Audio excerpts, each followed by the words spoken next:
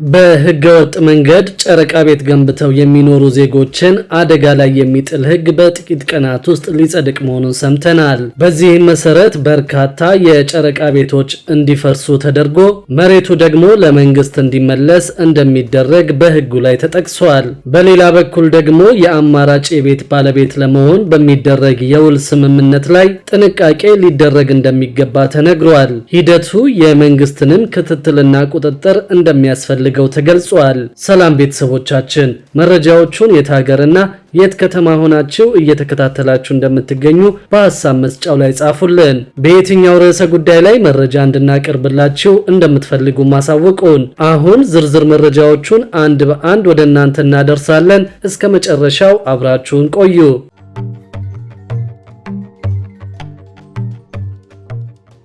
በህገወጥ መንገድ ጨረቃ ቤት ገንብተው የሚኖሩ ዜጎችን አደጋ ላይ የሚጥል ህግ በጥቂት ቀናት ውስጥ ሊጸድቅ መሆኑን ሰምተናል። በዚህም መሰረት በርካታ የጨረቃ ቤቶች እንዲፈርሱ ተደርጎ መሬቱ ለመንግስት እንዲመለስ እንደሚደረግም በህጉ ላይ ተጠቅሷል። የማሻሻያ ረቂቅ አዋጁ ከህዳር 18 ቀን 2004 ዓ.ም በኋላ ያለ ፈቃድ የተያዙ ማናቸውም የመሬት ይዞታዎች ላይ የተገነቡ ግንባታዎች እንዲፈርሱ ተደርጎ መሬቱ ለመንግስት ይመለሳል እንደሚል ታውቋል።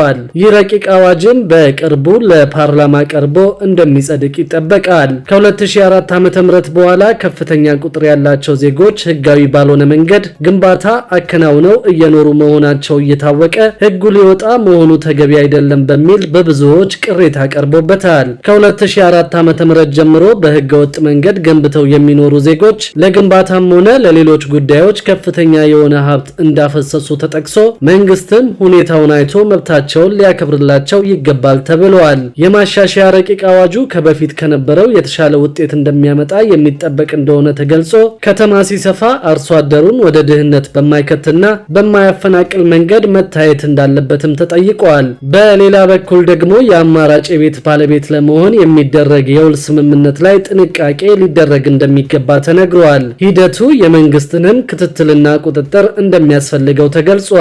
የሪል ስቴት ዘርፍን ጨምሮ የማህበር አማራጭ ቤቶችን እናቀርባለን በሚል ብዙዎች ወደ ዘርፉ መቀላቀላቸው የሚታወቅ ቢሆንም ህግን ባልተከተለ አሰራር ምክንያት የማህበረሰብ የቅሬታ ምንጭ ሲሆን ተደጋግሞ ታይቷል። በዘርፉ ያሉት የአሰራር ችግሮች ምንድናቸው? ማህበረሰቡስ ምን ጥንቃቄ ሊያደርግ ይገባል የሚል ጥያቄ ለህግ ባለሙያዎች ቀርበዋል። የህግ ባለሙያው አቶ ሹመት ጌትነት በሁለቱም ወገን የሚደረግ ስምምነት ወይም ውል እንደ ህግ የሚቆጠር በመሆኑ የግንባታ ደረጃ፣ የግንባታ አይነት እንዲሁም የመረከቢያ ጊዜን ጨምሮ ሌሎች ጉዳዮች መካተታቸውን ማረጋገጥ እንደሚያስፈልግ አንስተዋል። በዚህ ረገድ ግለሰቦች ውሉን በትክክል አለማወቅና አለመረዳት ስላለ እንደሚታለሉ ያነሱት የህግ ባለሙያው ድርጅቱም የራሱን ጥቅም ብቻ እንደሚያስጠብቅ ጠቁመዋል። በየትኛውም ዘርፍ ለውል ስምምነት ብቻ ተብሎ የሚከፈል ክፍያ አግባብነት የሌለው መሆኑን ጠቅሰው ሌሎች ዘርፎች ላይም በዚህ ረገድ የሚቀርብ ቅሬታ መኖሩንም ጨምረው አንስተዋል።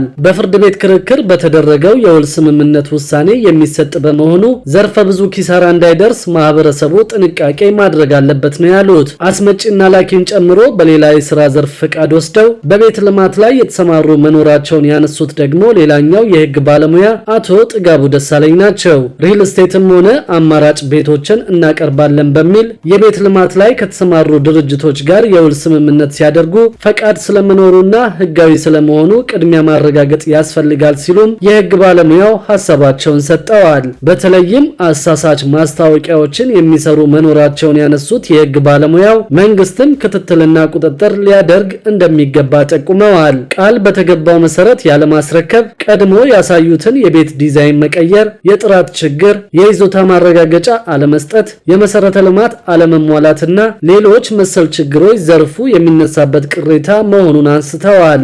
አንዳንድ የውል ስምምነቶች በራሳቸው ችግር እንዳለባቸው የተናገሩት የህግ ባለሙያው የቤት ችግርንም የሚቀርፍ አለመሆኑንና ህገወጥ አሰራር እንደሚታይባቸውም ገልጸዋል። በቤት ልማት ዘርፍ በአግባቡ ኃላፊነታቸውን የሚወጡ እንዳሉ ሁሉ በአንጻሩ ደግሞ ህጋዊ ፍቃድን ይዘውና ደረጃውን የጠበቀ ቢሮ ተከራይተው የማህበረሰቡን የቤት ችግር እንፈታለን በሚል አንዳንድ በዘርፉ የተሰማሩ ህገወጦች መኖራቸው ተገልጿል።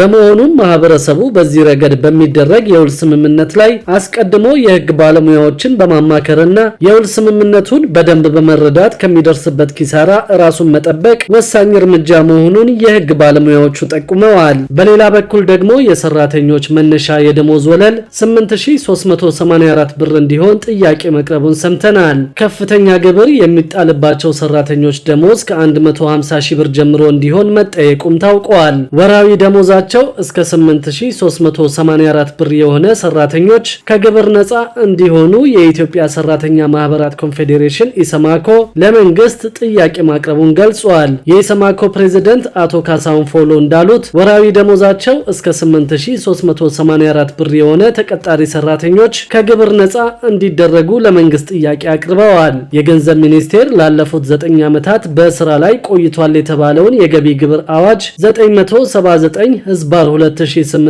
ለማሻሻል ጉዳዩ ይመለከታቸዋል ከተባሉ ባለድርሻዎች ጋር ውይይት በማድረግ ላይ ይገኛል። በዚህ ማሻሻያ ረቂቅ አዋጅ እስከ 2000 ብር የሚከፈላቸው ሰራተኞች ከግብር ነፃ እንዲሆኑ መደንገጉ ይታወቃል። ኢሰማኮ እስከ 8384 ብር ድረስ የሚከፈላቸው ተቀጣሪዎች ከግብር ነፃ እንዲሆኑ ለገንዘብ ሚኒስቴር በደብዳቤ እንደጠየቀ አስታውቀዋል። አቶ ካሳሁን እንዳሉት ከሆነ በዓለም ባንክ መረጃ መሰረት ዕለታዊ ገቢው $3 በታች የሆነ ሰው ደሃ በመሆኑ የመንግስት የገቢ ግብር በዚህ ወለል ስር ያሉ ተቀጣሪዎችን ታሳቢ ሊያደርግ ይገባል ብለዋል።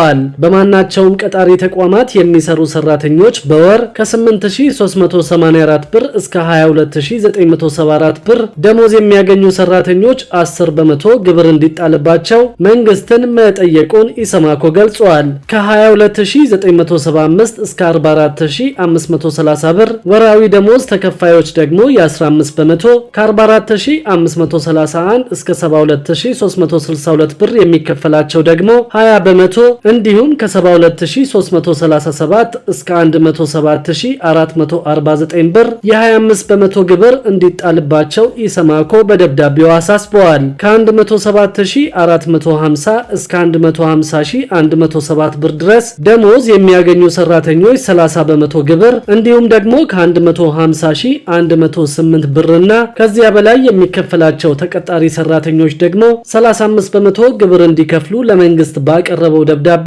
ኢሰማኮ መጠየቁን ገልጿል። አሁን በስራ ላይ ባለው የሰራተኞች የገቢ ግብር አዋጅ መሰረት እስከ 600 ብር ድረስ የሚከፈላቸው ሰራተኞች ከግብር ነፃ ሲሆኑ ከ10900 ብር ጀምሮ ደግሞ 35 በመቶ ግብር እንዲከፍሉ ይገደዳሉ።